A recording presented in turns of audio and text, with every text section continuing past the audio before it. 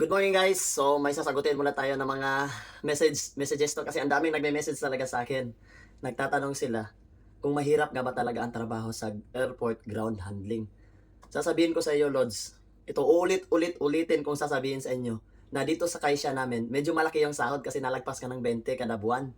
Pero apakahirap ng trabaho namin. Hindi naman talaga siya as in na mahirap talaga, pero talagang legit talaga siya na kargador kasi nagbababa at nagkakarga kami ng maleta. Tapos yung mga maleta, random yung kilos yan kasi international. Hindi po yan talaga masasabi mong halos lahat dyan magagaan. Halos talaga lahat mabibigat kasi gawa ng international na sa lagpas 30 kilos. Imaginein mo na lang nasa sobrang 1,000 yung binabaklas ko. Kung minsan naabot pa ng 2,000, 3,000. So kung magsiship kayo ng ground handling, kung dito kayo sa amin, medyo malaki yung sahod. Kung dito sa kaisya namin.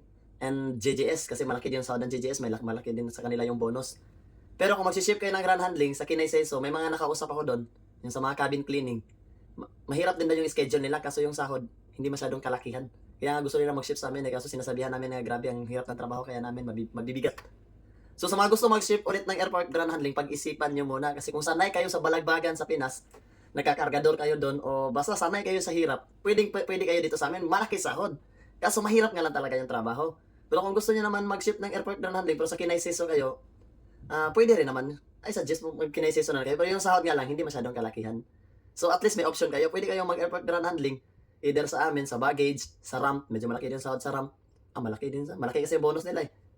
Pero kung magka-cabin cleaning kayo, maganda din naman sa cabin cleaning kasi vacuum yung dinadala nyo. Dadala lang kayo doon ng basura. Kaya magaan. Pero hindi masyadong kalakihan yung sahod So hope na may nakuha kayong idea.